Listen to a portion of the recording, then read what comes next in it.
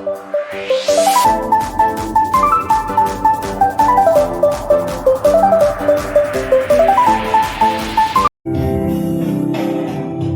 kita berdoa. Segala puji, hormat, syukur kami naikkan kepadamu ya Allah Bapa kami, sumber hidup, sumber segalanya bagi kami. Dan saat ini Tuhan, kami mau memberi waktu kami untuk mendengarkan sebagian firman-Mu ya Tuhan. Kami buka hati kami buka roh dan jiwa kami untuk dipenuhi dengan kebenaran dan dipenuhi oleh Roh-Mu yang kudus ya Tuhan, yang akan memberi kami hikmat dan pengertian sehingga kami dapat melakukan kebenaran-kebenaran dari firman. Berbicaralah ya Tuhan, berfirmanlah kepada kami. Kami siap mendengar. Di dalam nama Tuhan Yesus Kristus kami berdoa. Haleluya. Amin. Silakan duduk. Salam. Saudara-saudara dikasih Tuhan, hari ini judul khotbah saya membangun keluarga Allah. Membangun keluarga Allah, dan firman Tuhan kita akan membaca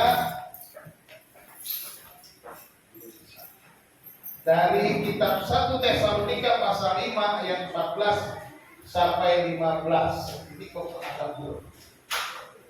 Bisa dipertajam. Bisa buka Alkitab masing-masing ya, 2 ayat. 1 Tesalonika pasal 5 ayat 14 dan ayat 15. Mari kita membaca bersama-sama ayat ini dan kita memahaminya dengan baik. Kita baca 1 Tesalonika 5 ayat 14 dan 15. 1, 2, 3. Kami juga menasihati kamu saudara-saudara, tegurlah mereka yang hidup tidak tertib, hiburlah mereka yang tawar hati, belalah mereka yang lemah, sabarlah terhadap semua orang. Perhatikanlah supaya jangan ada orang yang membalas jahat dengan jahat, tetapi usahakanlah senantiasa yang baik terhadap kamu masing-masing dan terhadap semua orang. Amin. Berbahagialah kita yang melakukan dan yang mendengarkan firman Tuhan. Bapak Ibu Saudara dikasih Tuhan,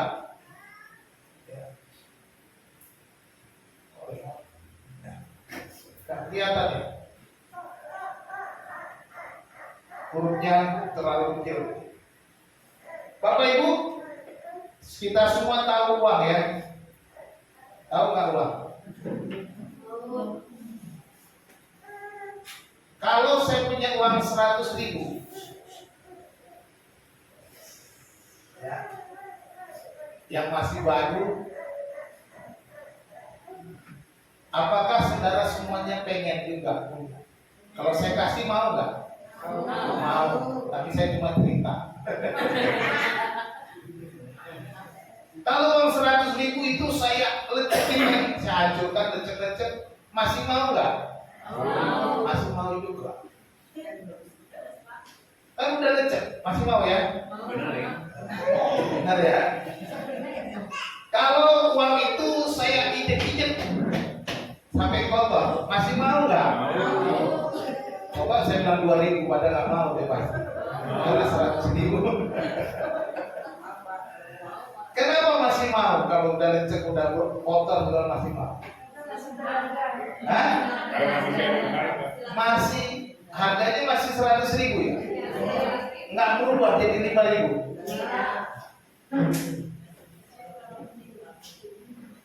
Saudara-saudara dikasih Tuhan, apa yang saya mau kita memahami tentang ini? Saya mau supaya kita mengerti bahwa kita itu bernilai di mata Tuhan. Amin. Sekalipun kita sudah disakiti, sekalipun kita sudah jatuh ke dalam lumpur dosa, sekalipun kita banyak melewati masa-masa sulit, berbagai macam persoalan, kita tetap memiliki nilai yang sama di mata Tuhan. Amin. Tidak akan pernah berubah satu dengan yang lain. Kita adalah anggota keluarga Allah. Saya mau supaya kita masing-masing menganggap saudara kita punya nilai yang sama berharga di mata Tuhan. Jangan pernah merendahkan saudara-saudara yang lain oleh karena kelemahannya, oleh karena kesalahannya, oleh karena kegagalannya. Jangan pernah. Sebab dia adalah anggota keluarga kita. Seperti kita dalam rumah tangga dan keluarga, kita tidak mungkin akan merendahkan anak kita sekalipun dia gagal. Betul? Kita terus berusaha untuk mengangkat dia. Demikian juga kakak adik. Kita jangan sampai saling merendahkan satu dengan lain karena kita bersaudara. Jadi betapa bernilainya kita dengan cara pandang yang benar, dengan cara pandang Tuhan. Gereja adalah keluarga Allah, ya, di mana Allah adalah Bapa kita, amin. Allah adalah Bapa kita. Yesus mengajarkan, jikalau kamu berdoa, berdoalah demikian. Apa dikatakan? Bapa kami yang di surga. Yesus mengajarkan supaya kita memanggil dia Bapa, artinya bahwa kita menjadi anak-anaknya. Kalau kita menjadi anak-anaknya berarti kita menjadi bernilai tinggi. Amin. Ya. Sama kalau kita menjadi seorang anak raja. Seorang raja punya anak, nilai pangeran itu akan punya nilai yang tinggi di mata orang lain, di mata sang raja. Demikian juga kita. Kita sebagai anggota gereja adalah anak-anak Allah. Jadi mari kita membangun keluarga Allah, membangun keluarga GPB segala bangsa. Keluarga itu harus saling melengkapi, amin.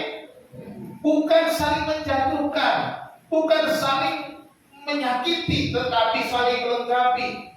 Keluarga itu harus bersatu, ya, bersatu.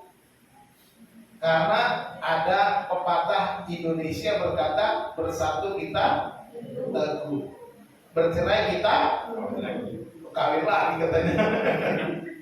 Akhirnya bercerai kita runtuh. Ya, intermezzo itu ya.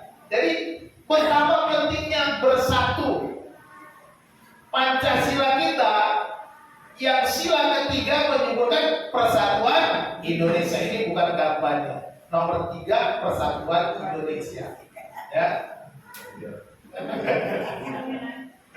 Jadi mari kita bersatu sebagai keluarga Allah, bersatu sebagai keluarga segala bangsa. Jadi jangan saling merendahkan, jangan saling menyakiti, jangan saling menjatuhkan. Ya. Kita harus membangun keluarga Allah. Keluarga Allah itu saling membutuhkan. Amin. Saling butuh.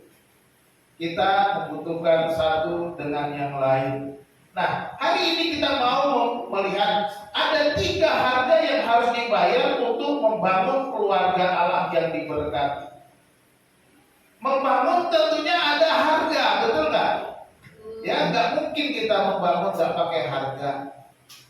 Ya kan? Membangun apapun, membangun usaha harus ada modal. Ya kan? Membangun keluarga juga harus ada modal keluarga. Membangun apa? Membangun rumah juga punya modal. Ada harga yang harus dibayar. Yang pertama harganya yaitu saling menegur, dikatakan ya. Dikatakan di dalam ayat itu, dikatakan kami juga menasihati kamu saudara-saudara, tegurlah mereka yang hidup dengan tidak tertib. Ya. Perhatikan di sini kan, tegurlah mereka yang hidup dengan tidak tertib. Ya, kata tegurlah, gitu ya. Kata tegurlah itu kata kerja dalam, kalau bahasa present, bentuknya kalau dalam bahasa Inggris present imperatif, orang kedua jamak. Tegurlah, artinya ini kata kerja perintah dalam bentuk present atau kini itu artinya ini harus menjadi kebiasaan orang percaya satu dengan yang lain karena bentuk jamak. Yang disuruh di sini perintahnya supaya tegurlah mereka, kamu sekalian harus menegur. Kalian harus menegur mereka yang tidak tertib. Jadi tugasnya bukan kepada pribadi, tetapi seluruh anggota. Ini yang mau dikatakan. Seluruh anggota keluarga Allah itu harus menegur orang yang hidupnya tidak tertib. Dan ini harus dijadikan sebuah kebiasaan, sebuah gaya hidup bagi kita sebagai orang percaya. Kebiasaan supaya kita saling menguatkan, menegurkan orang yang hidupnya tidak tertib. Dengan kata lain, kalau ada yang ditegur karena tidak tertib, ya harus menerima. Orang yang menegur itu berarti karena dia mengasihi. Karena firman Tuhan bilang berkata, lebih baik apa? Teguran yang nyata-nyata. Ya, kita benar-benar menegur orang yang salah daripada kasih yang tersembunyi. Ciuman Yudas. Jangan sampai. Ya. Jadi ini merupakan satu perintah. Ini suatu perintah kepada kita sekalian supaya kalau ada di antara kita yang hidupnya tidak tertib, atau yang tawar hati, dikatakan tawar hati, kita harus tegur. Atau tidak tertib dia, tidak tertib, itu yang pertama ya. Tegurlah mereka yang hidup tidak tertib.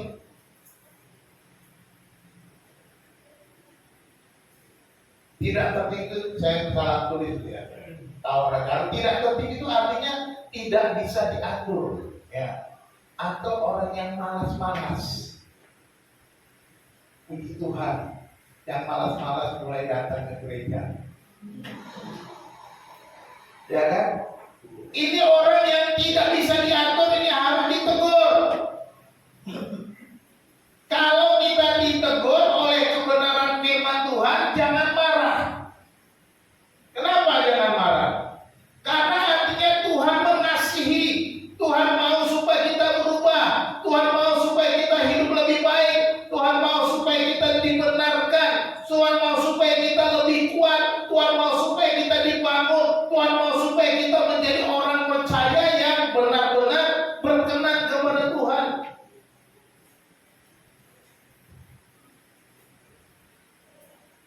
Dengan kata lain, kita tidak boleh habis muter ini.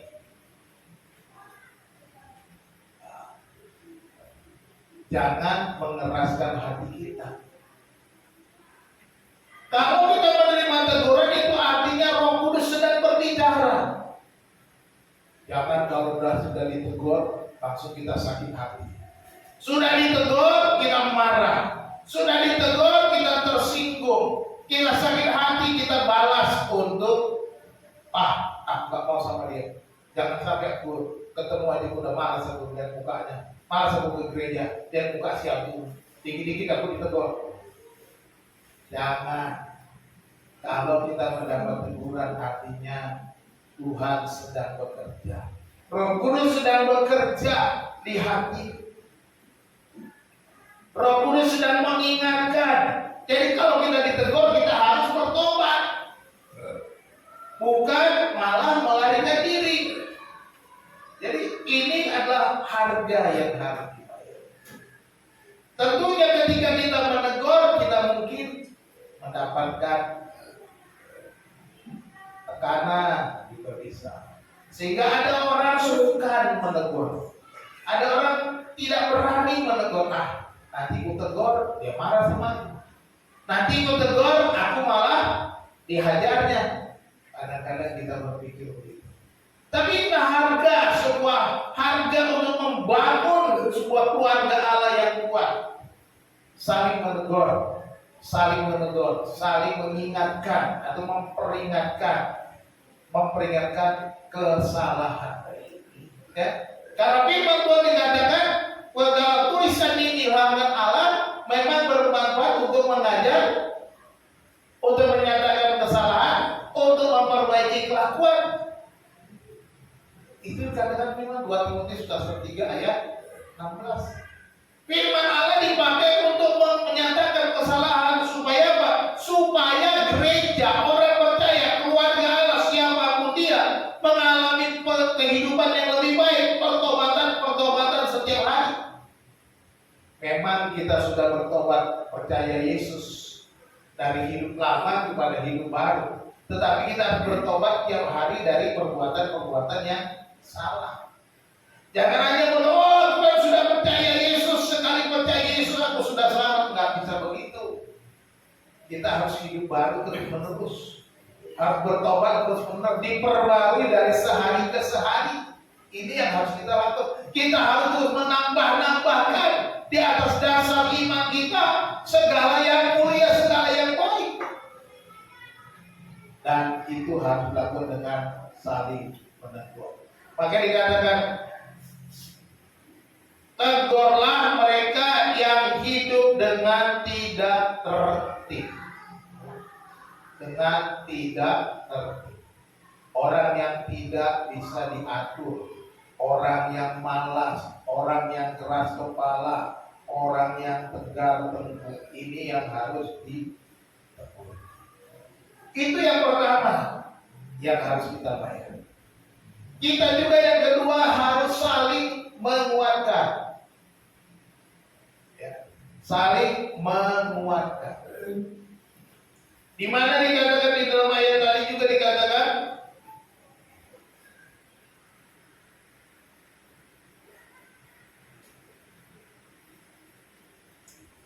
hiburlah mereka yang tawar hati, belalah mereka yang lemah, sabarlah terhadap semua orang. Jadi kita lihat ya, ada 3 hal yang harus dikuatkan. 3 perkara yang harus kita lakukan untuk menguatkan orang lain. Pertama, menghibur. Ya, menghibur. Menghibur itu dari kata para mufiomai. Tuh, cara bahasa aslinya. Ini menunjukkan bahwa kita memberikan nasihat, memberikan penguatan, menghibur mereka yang tawar hati.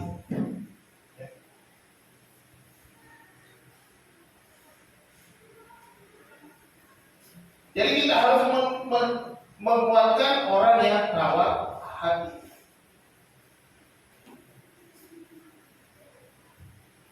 Jangan sampai kita lemah. Hiburlah mereka, kuatkan mereka yang tawar hati. Orang-orang yang tawar hati mungkin karena kecewa, mungkin karena ada hal yang dalam pikiran tidak berkenan. Nah, ini semua perintah, kalimat-kalimat perintah ya. Hiburlah, belalah, sabarlah. Ini itu kalimat perintah semua. Ya. Jadi kita harus perhatikan. Kita harus menguatkan mereka, menghibur, menguatkan. Itu artinya kata digunakan di situ, memberikan keberanian kepada mereka, ya, menyemangati, gitu ya. Membangkitkan kembali gairah, supaya apa? Supaya mereka hidup di dalam Tuhan, ya. Menguatkan yang tawar hati. Ini berkata bahwa orang yang lemah dalam pikirannya, imannya kerdil, ya. Ini perlu dikuatkan, perlu dihibur. Jadi kita jangan sampai lupa. Kalau ada teman kita yang lemah, jangan kita lalai untuk menguatkan. Ya. Belalah mereka yang lemah. Jadi yang kedua, menguatkannya dengan membela, ya, membela yang lemah. Artinya ini bisa juga artinya lemah tubuh ataupun juga lemah dalam pikirannya. Jadi orang Kristen di sini harus dikuatkan, dibela. Mereka secara fisik mungkin lemah, juga lemah dalam pikiran, dalam iman. Kita harus membela mereka. Membela artinya di sini kita harus memberikan dorongan baru supaya mereka menjadi kuat. Jadi ini saling menguatkan, itu yang kedua. Kita harus membayar harganya supaya kita menguatkan saudara-saudara kita yang lemah. Lalu yang ketiga yang menguatkan itu bersabar. Sabarlah terhadap semua orang. Menarik di sini dikatakan di dalam ayat ini bahwa tidak mengalir bukan hanya kepada orang percaya yang sama. Bukan hanya antar keluar, tetapi kita harus sabar terhadap semua orang. Ya. Dikatakan kata sabar itu dari makrotumeo kata kerjanya. Kalau kata benarnya makrotumia. Dari dua kata makro dan kata tumos, asal katanya digabung menjadi satu makrotumeo kata kerjanya. Menjadi terjemahannya sabar. Kalau dipisah, makro itu kan makro ya, makro besar panjang. Tumos itu artinya perut, usus. Jadi ususnya harus panjang. Kita harus bersabar, makanya kalau kita mau sabar kan di sini ya, sampai ke perutnya dilurus-lurus. Tahu usus kita panjangnya berapa kali tubuh kita? Panjang banget kan? Kalau usus kita dikeluarkan ditarik itu lebih panjangnya bisa berkali-kali lipat daripada tinggi badan kita. Padahal cuma ada di seputar perut kita, wrinkle-wrinkle ini.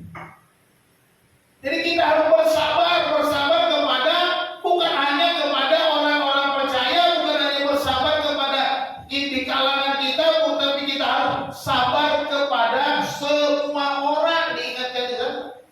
Sabar kepada semua orang. Ya. Di mana dikatakan di situ? Tetapi usahakan pandang lagi. Hiburlah mereka yang tawar hati, belalah mereka yang sabarlah terhadap semua orang. Jadi bukan hanya dibatasi kepada ya yang kita sayang saja, yang kita kenal saja, yang baik-baik dengan kita, yang kita bisa sabar. Tapi di sini diingatkan supaya kita terhadap semua orang. Ya. Segalanya, kalau digunakan kata-kata orang itu pas ini dari itu artinya semua gitu aja atau segalanya. Ya, kalau karena mengangkut kalimat ini diterjemahkan orang, semua orang. Ya.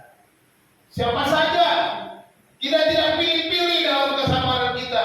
Sabar, bersabar. Jadi harus bersabar.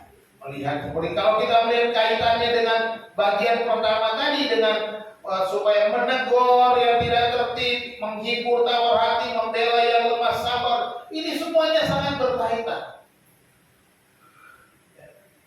Supaya kita menghadapi itu dengan kesabaran. Kadang-kadang kita menegur orang lain belum tentu bertobat. Kadang-kadang kita menghibur orang lain yang tidak tertib, dia masih keras kepala. Kadang-kadang kita menghibur orang yang tawar hati, mereka juga masih belum terkuatkan. Mereka yang lemah sudah kita bela, mereka juga belum mau bangkit lagi. Tetapi sabar. Biarkan Tuhan bekerja, kita sabar, kita perlu berdoa, kita berserahkan kepada Tuhan. Berdoalah bagi mereka supaya mereka mengambil waktu di mana Tuhan bekerja, Tuhan berkarya, supaya ada perubahan hidup, supaya mereka bangkit dan dikuatkan kembali. Ini yang kita lakukan. Jadi yang terutama menghibur, membela, dan bersabar. Bukan membela yang salah ya. tapi membela yang lemah. Lemah fisik, lemah iman, kita harus bela.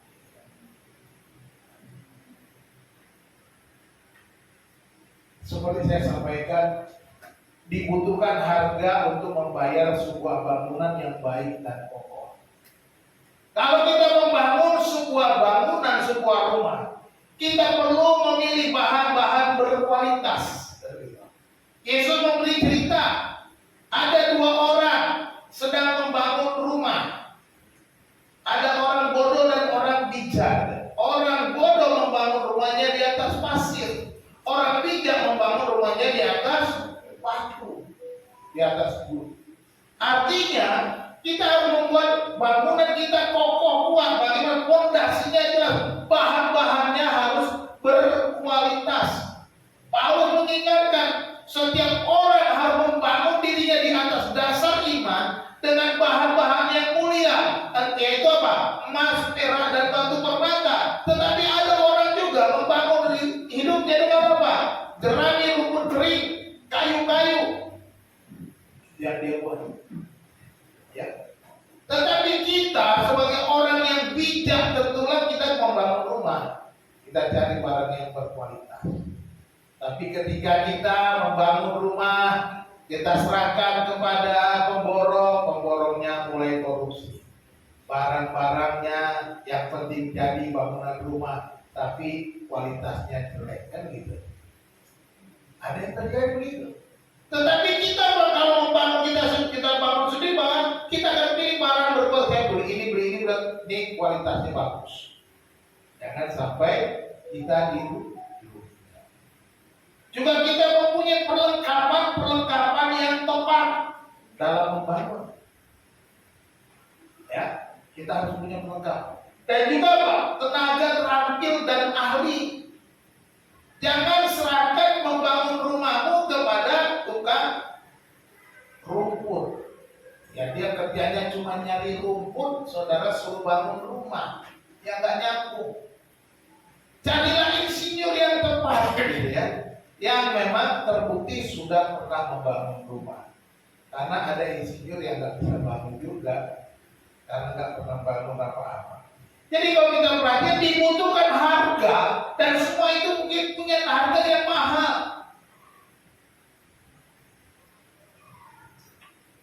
Dan kita harus membayarnya. Demikian juga dalam keluarga Allah. Kita harus membangun keluarga Allah dengan yang terbaik, kokoh, dan kuat. Harganya tentu mahal. Pengorbanan yang harus kita buat. Membangun rumah tangga kita juga harus bayar harga. Kalau kita nggak mau bayar harga, maka bangunan kita akan lemah, gampang hancur, gampang rusak. Tapi mari kita memikirkan, saling menguatkan, perhatikan, menghibur, membela, dan bersabar. Itu artinya kita mau saling menguatkan, saling membela. Harga yang ketiga di dalam ayat yang ke-15, saling memperhatikan. Dikatakan di sana ayat 15, perhatikanlah supaya jangan ada orang yang membalas jahat dengan jahat, tetapi usahakanlah senantiasa yang baik terhadap kamu masing-masing dan terhadap semua orang. Ya, perhatikan ini. Jadi dikatakan ada dua hal katanya ya, yang harus diperhatikan oleh anggota keluarga Allah. Jangan berbuat kejahatan. Ya. Dan yang kedua, mengusahakan kebaikan. Jauhi kejahatan, lakukan kebaikan. Ya. Di mana jangan membalas jahat dengan jahat.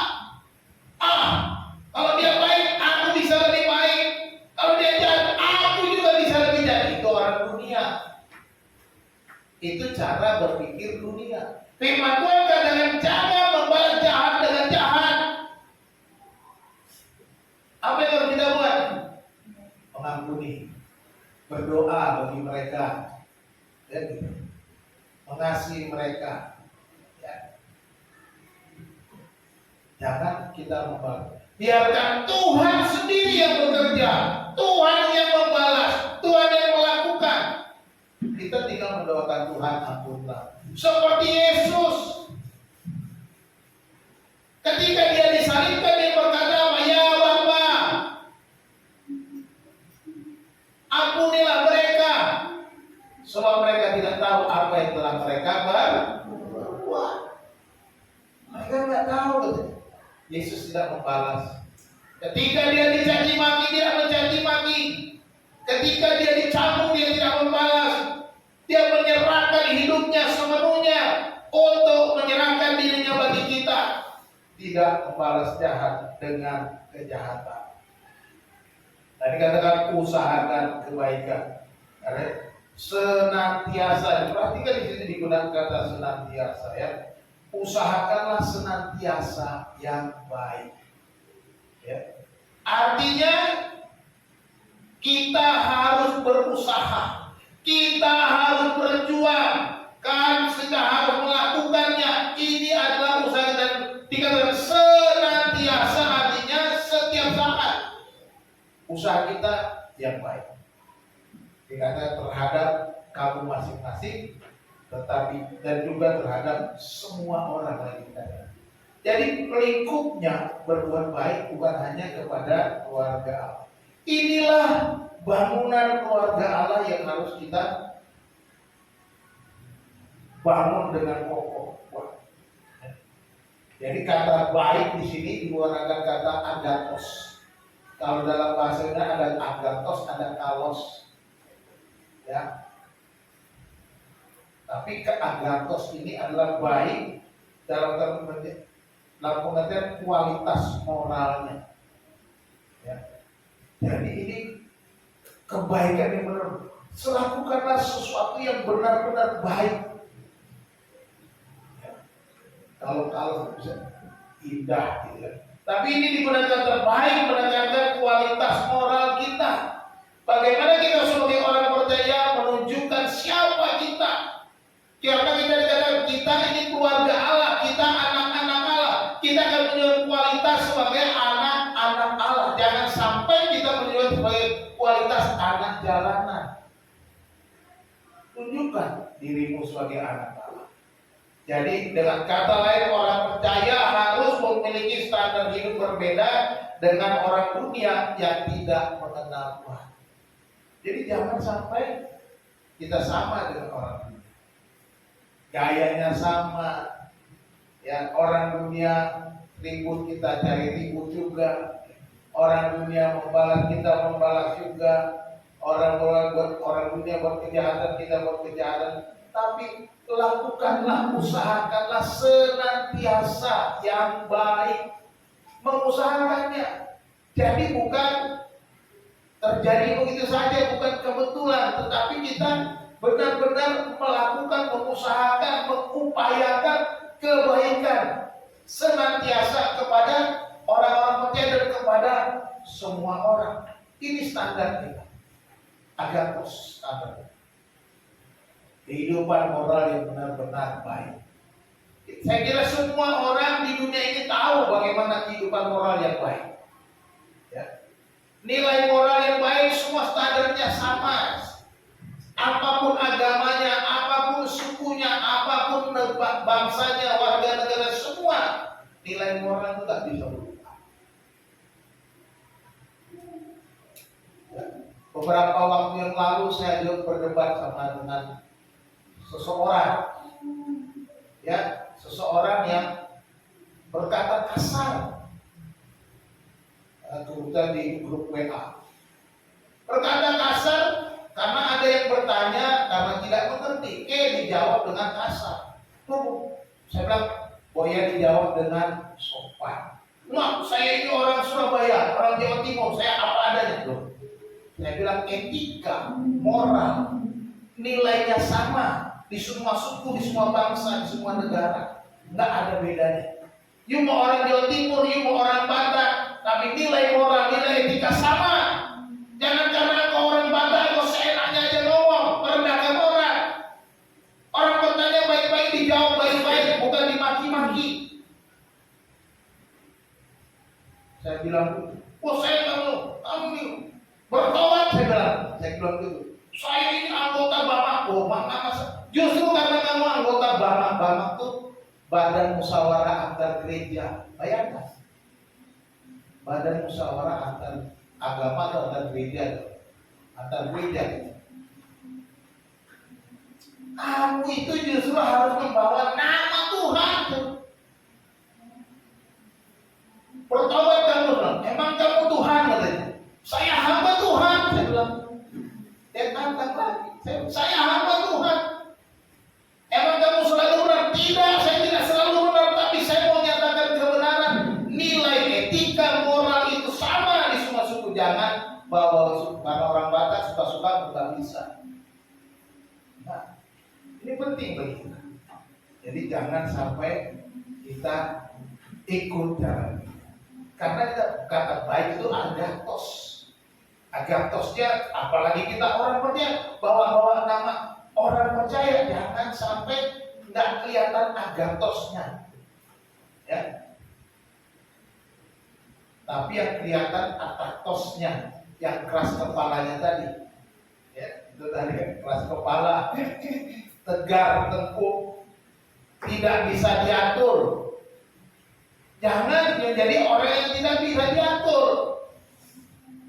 Tapi jadilah orang yang agatos, orang yang lemah lembut, orang yang penuh roh, kan gitu, agatos. Jadi ini saling memperhatikan. Ini harga untuk kita membangun keluarga Allah yang hidup, keluarga yang benar-benar kuat di dalam Tuhan. Kita kesimpulannya dari kita sudah melihat, yang pertama kita harus apa? Saling menegur. Itu yang pertama. Kita harus tegurlah. Teguran adalah cara Allah untuk memperbaiki. Ya. Oleh sebab itu bertobatlah dan lakukan kebenaran. Bertobat.